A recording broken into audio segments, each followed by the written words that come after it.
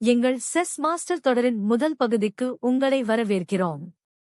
சதுரங்கம் என்பது வெறும் விளையாட்டு அல்ல, இது 11 ஆண்டுகளுக்கும் மேலாக விளையாடப்படும் ஒரு மனப்போர். நீங்கள் ஒருபோதும் ஒரு காயைத் தொட்டதில்லை என்றாலும், அல்லது உங்கள் அடிப்படைகளை வலுப்படுத்த விரும்பினாலும், இந்த தொடர் உங்களை ஒரு முழுமையான தொடக்க நிலையிலிருந்து ஒரு மாஸ்டர் நிலை வீரராக மாற்ற வடிவமைக்கப்பட்டுள்ளது. ஒவ்வொரு பெரிய போருக்கும் ஒரு போர்க்களம் தேவை. சதுரங்கத்தில் இது 64 சதுரங்களைக் கொண்ட 8க்கு 8 கட்டமாகும். இது வெளிச்சம் மற்றும் இருளாக மாறி மாறி இருக்கும்.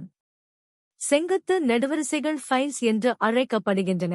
இவை A முதல் H வரை உள்ள எழுத்துக்களாகும். கிடைமட்ட வரிசைகள் ரேங்ஸ் என்று அழைக்கப்படுகின்றன. இவை 1 முதல் 8 வரை உள்ள எண்களாகும். இதை அறிந்து கொள்வது மிகவும் முக்கியம். இப்போது உங்கள் படையைச் சந்திப்போம். உங்களிடம் 16 காய்கள் உள்ளன. முதலில் சிப்பாய்கள். இவை இரண்டாவது வரிசையில் பலகை முழுவதும் அணிவகுத்து நிற்கும். கோட்டின் மூலைகளில் 2 யானைகள் இருக்கும். இவை உங்கள் கோட்டைகளாகச் செயல்படும். யானைகளுக்கு அடுத்ததாக எல் வடிவத்தில் குதித்து நகரும் குதிரைகள் இருக்கும். குதிரைகளுக்கு அடுத்ததாக நீண்ட தூரம் குறிபார்க்கும் மந்திரிகள் நிற்கிறார்கள். எஞ்சியிருக்கும் மையச் சதுரங்களில் ராணி அவளது சொந்த நிறத்தில் நிற்பாள்.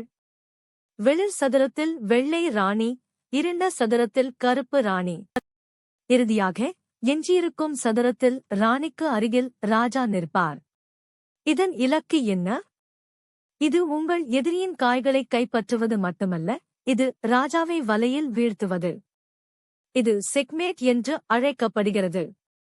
ஒரு ராஜா தாக்கப்பட்டு தப்பிக்க வழியில்லாத போது விளையாட்டு முடிகிறது. ராஜா வலையில் சிக்கியவுடன் நீங்கள் வெற்றி பெறுவீர்கள். எங்கள் அடுத்த பகுதியில் இந்த ஒவ்வொரு காயும் எவ்வாறு நகர்கிறது என்பதை கற்போம். இப்போதைக்கு போர்ட்டை அமைத்து பயிற்சி செய்வதே உங்கள் பணியாகும். பகுதி 2இல் சந்திப்போம்.